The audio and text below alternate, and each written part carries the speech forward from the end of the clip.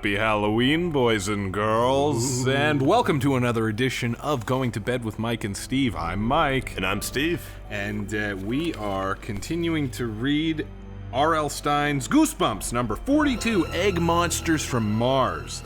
Let's continue with chapter 11, shall we? No!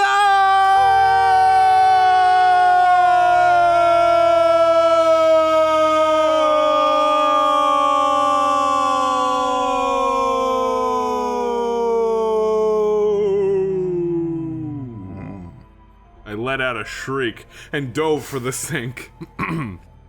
I made a wild grab and pulled the creature from the drain. No, I pulled a handful of scrambled eggs from the drain. The egg creature rolled around the sink and started to slide towards the gurgling drain. I tossed the scrambled eggs down and grabbed the creature as it started to drop towards the grinding blades. The lumpy yellow blob felt hot in my hands. I could feel the veins throbbing. The whole creature pulsed rapidly like a racing heart. I raised it up to my face and examined it. Still in one piece. I saved your life, I told it. Woo! What a close one! Good thing, because, we want this thing to be alive. The mom and Anne are just kind of staring at him as he's got his own liquid shame dripping from his hand going, I saved your life! Woo! What a close one! Maybe he's one of those kids who believes that life begins before birth. Right. That life literally lives within each individual sperm, and he saved the lives of millions of potential children. Just hang on to him, kid. And the mom and Anne are just like, ew. Gross. I balanced it carefully in my palm. Like he's got a palm full of gack, and he's just letting it jiggle around. Whoa, Butterfingers. I balanced it carefully in my palm. It shuddered and throbbed. Wet bubbles rolled down its lumpy sides. The black eyes stared up at me. What is that thing? Anne demanded, getting up from the breakfast table. She straightened her long ponytail. Is it a puppet? Did you make it out of an old sock or something? Before I could answer, Mrs. Gravel gave me a gentle push towards the kitchen door. I don't want you exposing my daughter to your dirty sexual filth, she said. Okay, we put you kids in that school with the abstinence-only sex education for a reason. Nothing. Now you take that out of here, you dirty, dirty little boy. You learn nothing until you make the mistake, and you learn the hard way. Yes. Just like everyone else here. Yeah, you will have a child at 16 like we did, and you're gonna like it, mister. Get it out of here, Dana, she ordered. It's disgusting, she pointed down. Look, it's dripping some kind of eggy goo all over my kitchen floor. Eggy goo. All right, this is ridiculous, but I read somewhere, and I don't know if it was like a friggin' gossip column or what it was, but I read that if you want perfect skin, the best way to do that is to rub sperm cells all over your skin, and that there are actually celebrities who will pay that there's sign me up. That there are celebrities who will do like semen facials. I don't know. I don't know if it's true or if that was like an Onion article I read or something. I'll provide. It's something that's just vaguely in the back of my mind. I mean, this is old now. It was a picture, but at the caption was like, I'm going to the wrong school, but the psychology or the science department was doing a study on semen on the human throat. Really? Yeah.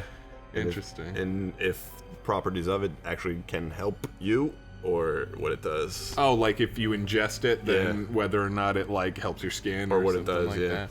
And did it prove positive? Because then that's the prequel to the the big business sperm. We should open up our own lemonade stand version. You want good skin? Come to Mike and Steve. Go to bed with Mike and Steve. We'll get you. We'll give you a good skin. Well, no, we should open up a lemonade stand. We'll fight big sperm business. We'll be the underdogs. They can make a movie about it. It'll be great. Well, but then what's going to happen is we're going to wind up building an empire, and then we're going to grow into the thing we hated. We're going to stomp on the competition, crush them out of business, but then we'll be the ones in the big concrete castles churning out sperm like it's We won't M&Ms. realize it until we're on our deathbeds. I chose M&Ms. That seems like something that they'd produce pretty quickly, one I after imagine another. very quickly. I mean, there's got to be a lot of M&Ms. One a lot after of M&Ms another. in this world. Hundreds and at a time. hundreds. I found it out back, I started. I don't really know what it is, but... Out! Anne's mom insisted. She held open the screen door for me. Out! I mean it! I don't want to have to wash the whole floor. I didn't have a choice. I carried the egg creature out into the backyard. It seemed a little calmer. At least it wasn't trembling and pulsing so hard. Well, after all of that excitement. And then it dripped its shit all over the floor. Anne followed me to the driveway. The bright sun made the egg creature gleam. My hands felt slimy and wet. I didn't want to squeeze it too tightly, but I also didn't want to let it go.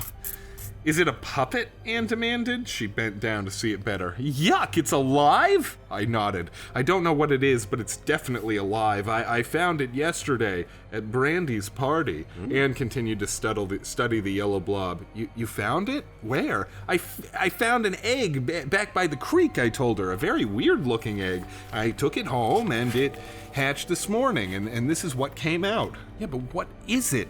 Anne asked. She gingerly poked its sides with a pointer finger. Oh, yuck, it's wet and mushy. What is... I'm just pausing for a moment for dramatic effect, because his next line is fantastic. I can only imagine. It brings a tear to my eye. Get the tissues ready, everybody. But what is it? Asked Anne. She gingerly poked its sides with a pointer finger. Oh, yuck, it's wet and mushy. To which he replied, it's not a chicken. Brava. Brava. Anne's my hero, though. Duh! Anne said, rolling her eyes. I didn't ask what it's not. Did you figure that out all by yourself? It's like R.L. Stine included that line, and then he asked his wife, oh, what do you think of this chapter? And she was like, no shit, it's not a chicken. You keep describing it as slimy and eggy. Chunky and looking like a pile of scrambled eggs. Why on really, earth would she think but that it was an egg? It's not anything but. Why on earth would she think that it was a fucking... Well, okay. I thought it might be a turtle egg, I said. Oh, that's his hint. He's like, you remember the turtle egg, though? The box turtle? I thought they could be friends, you know what I mean? Yeah. Ignoring her sarcasm, she squinted harder at it. Do you think it's a turtle without its shell? Oh, do turtles hatch without their shells? I don't think so, I replied. Maybe it's some kind of a mistake. Maybe you should put it into my shell. I have a shell in my drawer that you can put your shellless turtle into. Maybe it's some kind of a mistake, Anne suggested. A freak of nature, Like you, she laughed. Oh! Hear more jokes like this in Jovial Bob Stein's 12-piece joke book collection. It's a knee slapper. Only available in bookstores back in the year 1992. Anne has a great sense of humor. Great, the best. She's hilarious. It's okay. I mean, her jokes are pretty much like, she says so herself. You're a freak. Nuh-uh, you're a freak. Oh, burn. Snap, gonna need some. She poked the egg creature again. The creature let out a soft wheeze of air. Maybe you discovered a new species, Anne suggested. A whole new kind of animal that's never been seen before. Maybe, I replied. That was an exciting idea. They'll name it after you, Anne teased. They'll call it the dodo, she laughed again. The dodo. See, though, there's been a kind of animal that's been called the dodo before, you understand, Anne? So they wouldn't call this new thing the dodo because it doesn't even remotely resemble the dodo gone extinct of so the past. long ago. See, the whole reason that we give things names, Anne, is to categorize them so that then we can go back and look at them for reference. It would be rather confusing if we had two different things called the dodo, even if one of them's extinct, Anne. Anne's pissing me off. She laughed again. She knows nothing about science. You're not being very helpful, I said sharply. And then I had an idea. Know what I'm gonna do with it, I said, cupping it carefully between my hands. I'm gonna take it to that little science lab. Ooh. She narrowed her eyes at me. What science lab? The Children's Museum? Excuse me, what's this? Yeah, that's not... We don't deal with that here, we're more about paper mache volcanoes. This is play. I mean, you play with the plastic beakers. You play to learn. You play to learn. It's at just this water place. and food coloring. And I can see that you've been playing to learn, but this is, this is for ages 12 and under, and that is People definitely touch these at least PG-13, if not an R-rated kind of situation you got there in your hand. That little lab, I replied impatiently, the one on Denver Street, just 3 blocks from here. I don't hang out at weird little science labs, Anne said. Well, I don't either, I told her, but I've passed by that lab a million times riding my bike to school. I'm gonna take this thing there. Someone will tell me what it is, as though a science lab is like okay, so first of all, it's a little science lab, yes. So it probably has a really focused specialty. Yes. So he's gonna bring it there, and they're like, yeah. What are you trying to do? Our lab is mainly for, we test different kinds of eye drops on chimpanzees and rabbits. You're trying to discover species? I'm not quite sure what you want me to do with this. I mean, we live in a small town that has a creek in it. This is some big city science shit you got going on right here. I'm not going with you, Anne said, crossing her skinny arms in front of her chest. I have better things to do.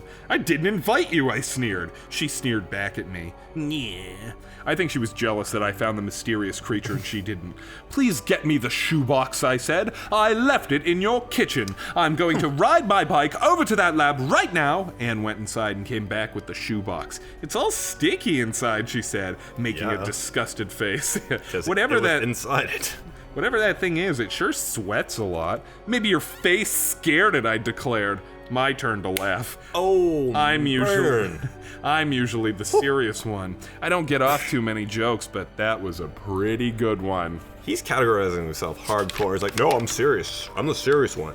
Guys, me. I'm... Anne ignored it. She watched as I lowered the creature into the box. Then she raised her eyes to me. You sure that isn't some kind of a big wind-up toy? This thing's all a big joke, isn't it, Dana? I shook my head. No way. It's no joke. I'll stop by later and tell you what the scientists at the lab say about it, and then maybe we could have them inspect your face, because it looks like it's got some sort of nasty uggo disease all over it. Burn! Oh, snap. I fit the lid on the shoebox. Then I hurried to the garage to get my bike. I couldn't wait to get to the science lab. As it turned out, I should have stayed as far away from that place as possible, but how could I know what was waiting for me there? Obviously, something huge is about to happen. Chapter 12. There wasn't anything in the building when I got there. Oh, I'm just kidding. That's not really how chapter 12 starts. Like, no, it was just like that other chapter where we started. There was nothing. There was nothing. Nobody. You wouldn't believe what I saw. No, nothing. We will continue with chapter 12 tomorrow night, boys and girls. Good night, Steve. Good night, Mike. Good night, everybody.